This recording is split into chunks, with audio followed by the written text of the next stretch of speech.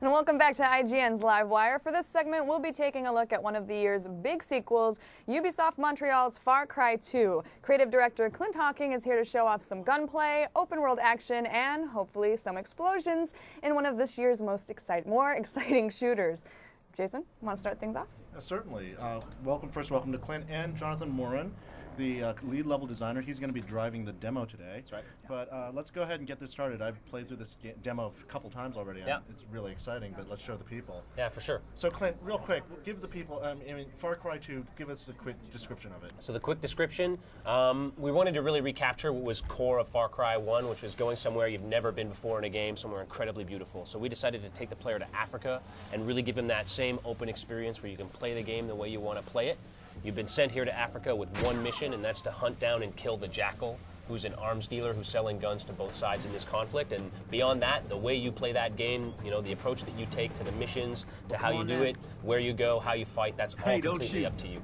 What's going on right now in this? It looks like you're going in the safe house. And yeah, exactly. John's gone to a safe house here, and he's meeting some of his buddies, Frank and Warren. Frank is his sort of best friend, and Frank's offering him kind of alternate ways to do a mission. Every main mission in the game, you can do it by just sort of approaching it directly, like the faction that's hired you to do it, or you can work with one of your buddies to do the mission in a kind of in an alternate way that will help your buddies and help you. Here's an example. Like you can choose even when you want to take on a mission.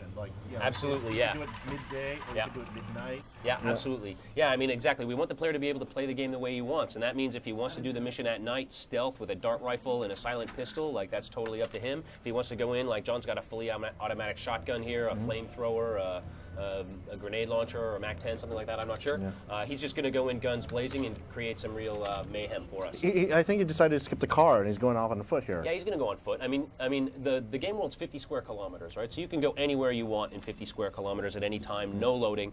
But, a lot of the time, we're not asking the player to drive 5 kilometers at a stretch, right? Usually the missions kind of chain locations together. You're going to hit location A, you're going to hit location B, maybe backtrack a little bit to the side and go forward. Most of the stuff you can handle on foot if you want, but the vehicles definitely speed the travel. Now, there's actually different kinds of mercenaries you can choose, and the ones, how does that work? You choose one, and the ones you don't choose show up in the game? Absolutely. You choose your avatar from a collection of 9 of 12 buddy characters. So there are 9 that you can choose from, and the one that you choose becomes your character. The other 9 plus 3 extras go on to populate the story of the game. Yeah, he went in kind of at sunset, it's maybe 9 p.m. or something like that, so he's got the sun in his face. That's going to be tricky for him. But yeah, as I was saying, you basically, the character that you don't choose, they go on to populate the story, and because they can live or die, all of them at any given time, depending on the actions that you take, the ones that aren't your character are going to be part of the play experience. Now, when I played this demo not too long ago, it was at night. I went around the camp and tried to go up on the side. Right. And there's sniper towers everywhere you have to be careful of. Yeah. There's a lot of flexibility here. Absolutely. Like John, like I said, he's taking a full-on guns blazing approach. We play this thing in all kinds of different ways. Here he's got a weapon malfunction jam of his USAS-12. But he, of course, if you want to play at night, you can. If you get the dart rifle, you go up on the hill, you use your monocular to scout the place, you figure out what's in there, you go in, you place some explosives on the objective, you sneak back out, and no one's the wiser, and then you're a kilometer away when you pull out the detonator and blow the objective. So that's totally an option. Now, okay, let's see what this guy. I've noticed a lot of guys you'll go down, but they won't stay down sometimes. You have to make sure they're down. Yeah, well, different weapons have a different probability of wounding guys. So you'll if you're fighting with shotguns, a really good way to wound guys. Fighting with like the Desert Eagle and the high caliber sidearms can cause guys to be wounded very easily. And when a guy's wounded, he'll fall down on the ground. He'll pick himself back up. He'll take his sidearm. He'll try and hobble over to cover. If he's too badly wounded, that guy's on fire. If he's too badly wounded, he won't be able to even get to cover, and someone will have to come and grab him, pick him up, and carry him to cover, and get him behind cover and do first aid on him, get him back in the fight. And how is the fire spreading? Because that's one of the really cool parts of this Absolutely. game. There's here John's got a wound. He's actually going to cauterize a bullet wound in his arm with some match heads that he's got taped together to keep himself from bleeding out.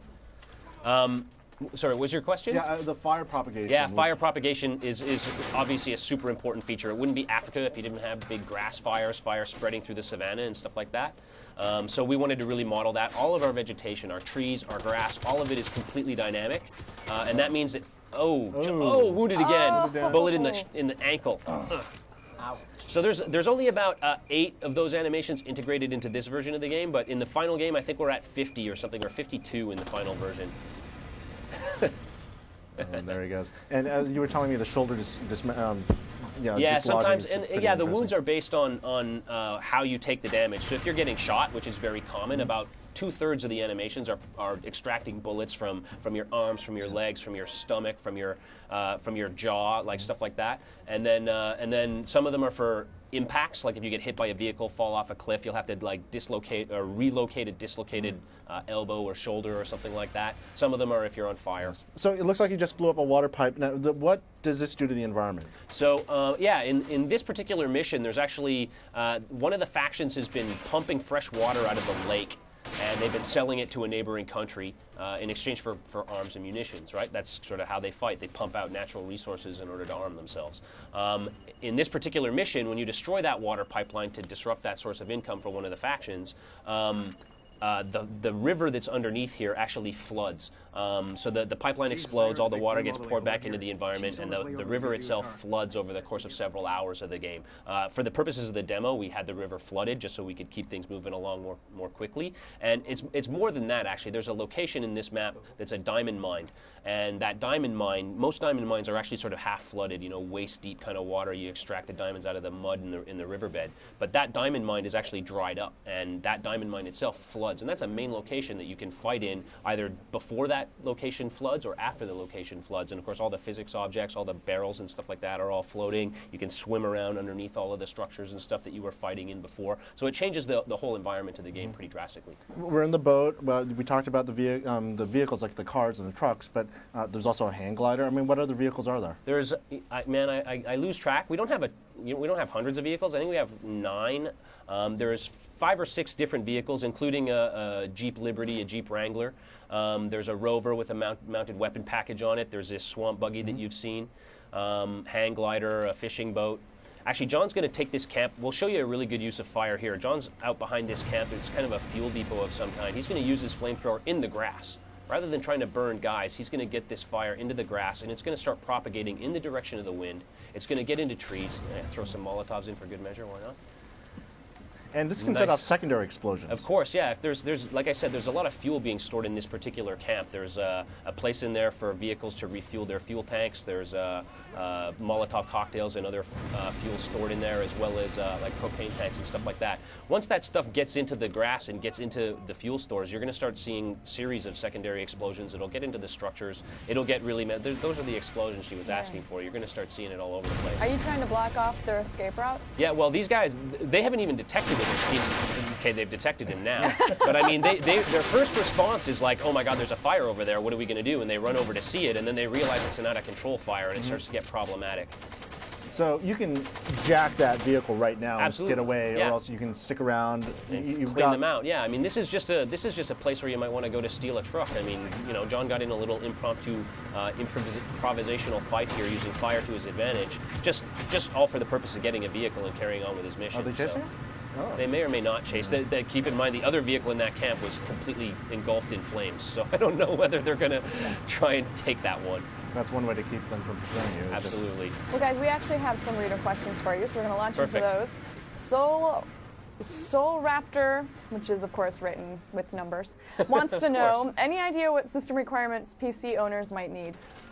We haven't actually nailed down our system requirements. Everything's in flux right now. We're optimizing all of that. What I can say is that I have recently seen the game running on a final generation Pentium 4 single core machine with a 6800 in it in the office. I can't tell you that that's a min spec. We haven't got it, but I've seen it running well. And so our min spec is going to be very, very reasonable. Obviously, we're going to run on the best dual core, quad core, high-end machines with video cards that aren't even released yet that we have secret access to. That's awesome. Awesome. Well, I thought we had another reader question, but it looks like we don't. Did you want to round off anything last minute? This PC is also going to be Xbox 360 and PlayStation 3? Xbox 360 and PS3 all for simultaneous launch. And the really important thing to point out is that it's the same game on all platforms, right? It's not like we made the PC game and then put some invisible walls tiles around it and cut it up into levels that you play in order. It's a 50 square kilometer open world on all platforms.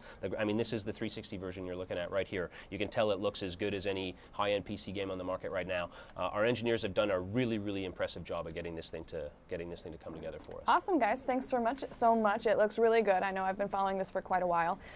We will be looking for this in the fall. Yes. And I will be buying it, unless you send me a free one. And we will be back in do. a little bit, so stay tuned.